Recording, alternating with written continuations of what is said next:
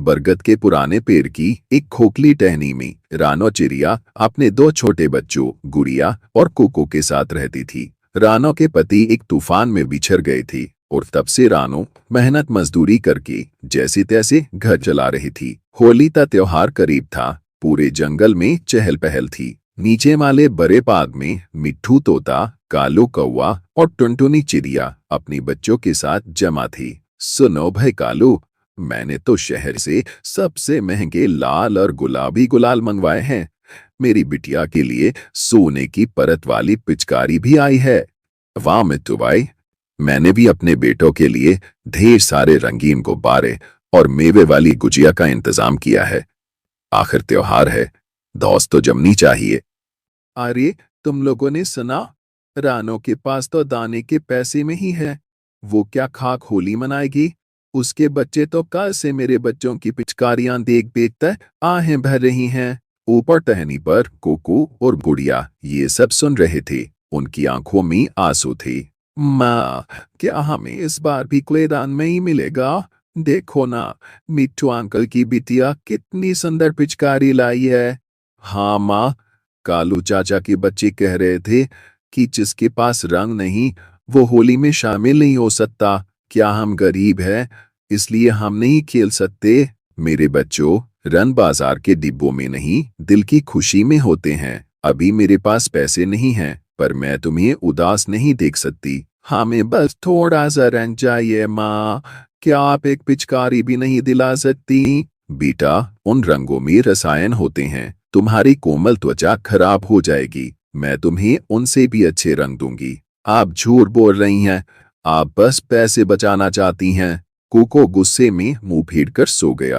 रानो का दिल छल्ली हो गया पर उसने हार नहीं मानी। पूरी रात रानो सोई नहीं। उसने अंधेरे में ही जंगल के चक्कर लगाए। उसने पलाश के गिरे हुए फूल इकट्ठे किए, खेतों से थोड़ी सी हल्दी और नीम की पत्तियां चुराईं, चुकंदर के कुछ टुकड़े ढूंढ निकाले। सुबह होने से पहले रानो ने पलाश के फूलों को पानी में उबाला, जिससे चमकीला नारंगी रंग बन गया। हल्दी से सुनहरा पीला और नीम की पत्तियों को पीसकर ताजा हरा रंग तैयार किया। पिचकारी के लिए उसने एक सूखी बांस की नली को साफ किया और उसमें रुई का प्लग लगा दिया। सूरज की पहली किरण के साथ ही रानो ने अपने बच्चों को जगाया। हैप्पी होली मेरे प्यारे बच्चों, उठो मेरे नन्हे सितारों, देखो तुम्हारी माँ तुम्हारे लिए क्या लाई है।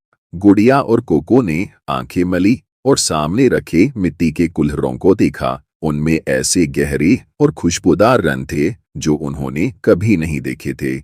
अरे, ये रंग तो महक रहे हैं और ये नारंगी रंग तो बिल्कुल सूरज जैसा है। और ये पिचकारी, माँ, ये तो लकड़ी की है पर इससे पानी बहुत दूर जा रहा है। ये कुदरत के रंग है बच्चों, ये तुम्हें बीमार नहीं करेंगे बल्कि तुम्हारी रक्षा करेंगे। नीचे मैदान में सब अमीर पक्षी होली खेल रहे थे। अचानक रानो के बच्चे वहां पहुंचे। उनके रंगों की चमक इतनी तेज थी कि सबके कृत्रिम रंग फीके पड़ गए। अरे, ये रानो के बच्चे इतने चमक क्यों रहे हैं? ये कौन सा ब्रांड है भाई? देखो तो, इनका पीला रंग कितना शुद्ध है। मेरे चेहरे पर तो खुजली होने लगी है इन बाजारू रंगों से। रानो, ये रंग तुम्हें कहाँ मिले? हमने तो पूरे शहर की दुकानें छान मारी थी। ये रंग बाजार में नहीं मिलते कालू भाई। ये मेहनत, ममता और जंगल की उपहारों से बनी हैं। इन्हें ऑर्गेनिक रंग कहते हैं। तभी मिट्ठू तोते की बेटी रोने लगी। पापा, मुझे भी यही रंग चाहिए। वो गुलाबी पाउडर मेरी आंखों में चुभ रहा है। रो मत बेटा, आओ हम सब मिलकर खेलते हैं। मेरे पास सबके लिए काफी रंग है। उस दिन रानो की गरीबी उसकी ममता के आगे हार गई। अमीर पक्षियों ने अपनी महंगी पिचकारियां छोड़कर रानो की बनाए प्राकृतिक रंगों से होली खेली। रानो ने न केवल अपने बच्चों का दिल जीता बल्कि पूरे जंगल को सिखा दिया कि खुशियां पैसों की मोहताज नहीं होती, बस थोड़ी सी सूझबूझ और ढेर सारा प्यार चाहिए। कोको ने अपनी माँ को गले लगा लिया और धीरे से कहा, माँ, आप दुनिया की सबसे अमीर माँ हो। होली बीत चुकी थी लेकिन पूरे जंगल में चर्चा सिर्फ रानो के बनाए प्राकृतिक रंगों की थी। टुनटुनी चिड़िया के बच्चों के पंख बाजारू रंगों से खराब हो गई थी जबकि गुड़िया और कोको के पंख पहले से ज्यादा चमकदार नजर आ रही थी। एक दोपहर मिट्ठू तोता रानो के घोंसले के पास आया। उसके चेहरे पर चिंता थी। रानो बहन, क्या घर पर हो? जरा बाहर तो आओ। नमस्ते मिट्ठू भाई, क्या बात है? सब खैरियत तो है? अरे क्या बताऊं, मेरी बिटिया की त्वचा लाल पड़ गई है। डॉक्टर उल्लू कह रहे हैं कि ये उन जहरीले रंगों का असर है। क्या तुम्हारे पास वो नीम और हल्दी वाला हरा रंग थोड़ा बचा है? सुना है वो दवा का काम भी करता है। हाँ हाँ, क्यों नहीं। कुकू, जल्दी से वो मिट्टी का छोटा गरा लेकर आओ। रानो ने मिट्ठू को रंग दिया और उसे लगाने का तरीका भी समझाया। 2 दिन बाद मिट्ठू फिर आया, इस बार खुश होकर। कमाल हो गया रानो, मेरी बिटिया अब बिल्कुल ठीक है। रानो, तुम ये रंग सिर्फ होली पर क्यों बनाती हो? क्यों ना तुम इन्हें कुदरती उपहार के नाम से सबको दो। हम सब तुमसे ये रंग खरीदेंगे। पर मिट्ठू भाई, मैं तो एक मामूली चिड़िया हूँ। मेरे पास न बड़ी दुकान है न सजाने के लिए सुंदर डिब्बे। दुकान की चिंता क्यों करती हो रानो? मेरा पुराना घोंसला जो बरगद के नीचे वाली टहनी पर है, वो खाली पड़ा है। तुम उसे अपनी वर्कशॉप बना लो। और जानो, डिब्बों की जगह हम सूखे पत्तों की छोटी छोटी पोटियां बना लेंगे। मैं और जंगल की बाकी चिड़िया तुम्हारी मदद करेंगी।